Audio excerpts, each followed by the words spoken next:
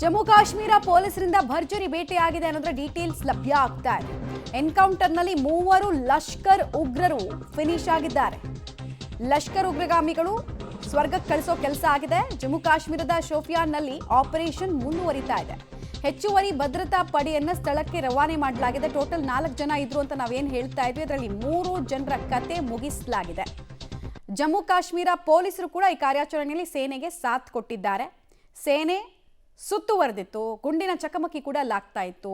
ಇವರಿಗೂ ಪಹಲ್ಗಾಮ್ ಉಗ್ರರಿಗೂ ನಂಟಿದೆಯಾ ಅಥವಾ ಇವರೇನಾ ಅವರು ಗೊತ್ತಿಲ್ಲ. ಬಿಕಾಸ್ ಅಲ್ಲೂ ಕೂಡ 26 ಜನ ಹಿಂದೂಗಳನ್ನ ಅಮಾನುಷವಾಗಿ ಹತ್ಯೆ ಮಾಡಿತ್ತು 4 ಜನ ಉಗ್ರರು.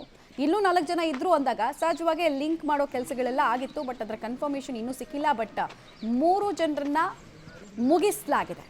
ನೆನಪಿರಲಿ, ಪಹಲ್ಗಾಮ್ ಅಟ್ಯಾಕ್ ಮಾಡಿದವರು ಕೂಡ ಲಷ್ಕರ್ ಉಗ್ರರೇ. ಅದರಲ್ಲಿ 2 ಪಾಕಿಸ್ತಾನಿ ಟೆರರಿಸ್ಟ್, 2 ಲೋಕಲ್ ಟೆರರಿಸ್ಟ್ಗಳು. ಸೇನೆ ಈ ಶೋಪಿಯಾನ್ ಇದೆಯಲ್ಲ, ಇದು ದಟ್ಟವಾದ ಕಾಡಿನಿಂದ ಕೂಡಿರುವಂತಹ ಪ್ರದೇಶ. ಸೊ ಒನ್ ಆಫ್ ದ ಕಾಡ್ನಲ್ಲಿ ಆಪರೇಷನ್ ನಡೀತಾ ಇದೆ. ನಾವು ಆ ಕಾಡಿನ ಹೆಸರು ತಗೊಳ್ಳಲ್ಲ, ಯಾಕಂದರೆ ಅದು ಆಪರೇಷನ್ಗೆ ಚ್ಯುತಿ ಬರಬಾರ್ದು ಅಂತ. ಹಿಂದೆ ಮಾಡಿದಂತಹ ಜರ್ನಲಿಸ್ಟ್ಗಳ ಎಡವಟ್ಟನ್ನು ನಾವು ಮಾಡಲ್ಲ. ಬಟ್ ಕಾರ್ಯಾಚರಣೆ ಭರದಿಂದ ಸಾಗ್ತಾ ಇದೆ. ಇವರೇ ಅವರ ಕನ್ಫರ್ಮೇಷನ್ ಇನ್ನೂ ಇಲ್ಲ. ಡೀಟೇಲ್ಸ್ ಕೊಡ್ತಾರೆ ಶಬೀರ್. ಶೋಪಿಯಾನ್ ಕಾರ್ಯಾಚರಣೆ ಬಗ್ಗೆ ಏನೇನು ಮಾಹಿತಿ ಸಿಗ್ತಾ ಇದೆ, ಯಾವ ಹಂತದಲ್ಲಿದೆ ಕಾರ್ಯಾಚರಣೆ, ಮತ್ತೆ ಪಹಲ್ಗಾಮ್ ಉಗ್ರರು ಇವರಿರಬಹುದಾ ಅನ್ನುವಂತಹ ಅನುಮಾನ ಕೂಡ ಇತ್ತಲ್ಲ, ಅದ್ರ ಬಗ್ಗೆ ಏನು ಕ್ಲಾರಿಟಿ ಸಿಗ್ತಾ ಇದೆ? ಮಮತಾ, ಇನ್ನೂ ಆ ಬಗ್ಗೆ ಸ್ಪಷ್ಟತೆ ಬಂದಿಲ್ಲ, ಖಚಿತತೆಗಳು ಕೂಡ ಬಂದಿಲ್ಲ. ಸದ್ಯಕ್ಕೆ ಸರ್ಚಿಂಗ್ ಆಪರೇಷನ್ಗಳು ಕೂಡ ಬೆಳಗ್ಗೆಯಿಂದಲೂ ಕೂಡ ನಡೀತಾ ಇದ್ದಾವೆ. ಇಂಟೆಲಿಜೆನ್ಸ್ ರಿಪೋರ್ಟ್ ಬರುತ್ತೆ, ಶೋಪಿಯಾನದ ಕಾಡುಗಳ ಪ್ರದೇಶದಲ್ಲಿ 4 ಜನ ಟೆರರಿಸ್ಟ್ಗಳು ಅಡಕೊಂಡಿದ್ದಾರೆ, ತಲೆಮರೆಸ್ಕೊಂಡಿದ್ದಾರೆ ಅನ್ನುವಂಥ ಮಾಹಿತಿಗಳು ಬರುತ್ತೆ. ಈ ಮಾಹಿತಿಯನ್ನು ಆಧರಿಸಿ ಜಮ್ಮು ಕಾಶ್ಮೀರ ಪೊಲೀಸರು ಮತ್ತು CRPF ಭದ್ರತಾ ಪಡೆ ಏನಿದೆ, ಇವೆರಡೂ ಕೂಡ ಜಂಟಿ ಕಾರ್ಯಾಚರಣೆಯನ್ನು ಈಗ ಶುರು ಮಾಡಿರುವಂಥದ್ದು. ಆರಂಭಿಕ ಕಾರ್ಯಾಚರಣೆಯಲ್ಲಿ ಏನು ಗುಂಡಿನ ಚಕಮಕಿ ಆಯಿತು, ಈ ಒಂದು ಚಕಮಕಿಯಲ್ಲಿ ಒಬ್ಬ ಭಯೋತ್ಪಾದಕನನ್ನು ಈಗಾಗಲೇ ಹೊಡೆದುರುಳಿಸಲಾಗಿರುವಂಥದ್ದು. ಇನ್ನು 3 ಜನ ಈ ಒಂದು ದಟ್ಟ ಕಾಡಿನೊಳಗಡೆ ಅವತ್ತು ಕುಳಿತುಕೊಂಡಿದ್ದಾರೆ, ತಲೆಮರೆಸ್ಕೊಂಡಿದ್ದಾರೆ ಅನ್ನುವಂಥ ಮಾಹಿತಿಗಳಿದಾವೆ. ಇಡೀ ಪ್ರದೇಶವನ್ನು ಆವರಿಸಿಕೊಳ್ಳುವಂಥ ಕೆಲಸವನ್ನು ಭದ್ರತಾ ಪಡೆಗಳು ಮಾಡಿದ್ದಾವೆ. ಇನ್ನು ಹೆಚ್ಚುವರಿ ಫೋರ್ಸ್ ಅನ್ನು ಕೂಡ ಈ ಭಾಗಕ್ಕೆ ಶಿಫ್ಟ್ ಮಾಡುವಂಥ ಕೆಲಸಗಳು ಕೂಡ ಆಗ್ತಾ ಇದ್ದಾವೆ.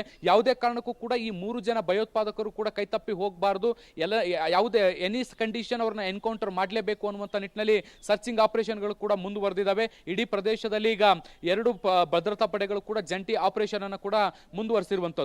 ಈಗ ಒಂದು ಡೌಟ್ ಇರುವಂತದ್ದು, ಅಲ್ಲೂ 4 ಜನ ಉಗ್ರರ ಮೂವ್ಮೆಂಟ್ ಕೂಡ ಕಾಣಿಸ್ಕೊಳ್ತಾ ಇದೆ. ಪಹಲ್ಗಾಮಲ್ಲೂ ಕೂಡ ದಾಳಿ ನಡೆಸಿರುವಂತಹ ಉಗ್ರರ ಸಂಖ್ಯೆ ಕೂಡ 4 ಆಗಿರುವಂತದ್ದು. ಸೊ ಹೀಗಾಗಿ ದಾಳಿ ಮಾಡಿದಂತ ಈ ಭಯೋತ್ಪಾದಕರು ಶೋಪಿಯಾನ್ ಕಡೆಗೆ ಬಂದು ಏನಾದರೂ ತಲೆಮರೆಸ್ಕೊಂಡಿದ್ದಾರೆ ಅನ್ನುವಂಥ ಅನುಮಾನಗಳಿದಾವೆ. ಆ ಅನುಮಾನಗಳ ಮೇಲೂ ಕೂಡ ಎನ್ಕೌಂಟರ್ ಅನ್ನು ಕೂಡ ಈಗ ಶುರು ಮಾಡಿರುವಂತದ್ದು. ಎಲ್ಲ ಎನ್ಕೌಂಟರ್ ಪ್ರಕ್ರಿಯೆಗಳು ಮುಗಿದ ಬಳಿಕ ಒಂದು ಸ್ಪಷ್ಟವಾಗುತ್ತೆ, ಪಹಲ್ಗಾಮ್ನಲ್ಲಿ ದಾಳಿ ನಡೆಸಿದಂತಹ ಭಯೋತ್ಪಾದಕರು ಇವರೇನಾ ಅಲ್ವಾ ಅನ್ನುವಂಥದ್ದು ಕೂಡ ಗೊತ್ತಾಗುತ್ತೆ.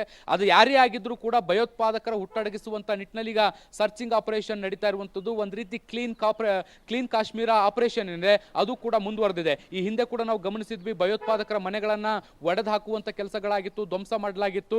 ಅದರ ಭಾಗವಾಗಿ ಇದು ಕೂಡ ನಡೀತಾ ಇರುವಂತದ್ದು. ಕಾಶ್ಮೀರದ ಒಳಗಡೆನೆ ಇದ್ದು ಸ್ಥಳೀಯ ಮಟ್ಟದಲ್ಲೇ ಜೀವನ ಮಾಡ್ತಾ ಇದೇ ದೇಶದ ಅನ್ನ ಉಂಡು ಯಾರು ದ್ರೋಹ ಬಗಿತಾ ಇದಾರಲ್ಲ, ಅವರಿಗೆ ಈಗ ತಕ್ಕವಾದಂತ ಪಾಠವನ್ನು ಕಲಿಸುವಂತ ಕೆಲಸಗಳು ಕೂಡ ಆಗ್ತಾ ಇದಾವೆ ಮಮತಾ.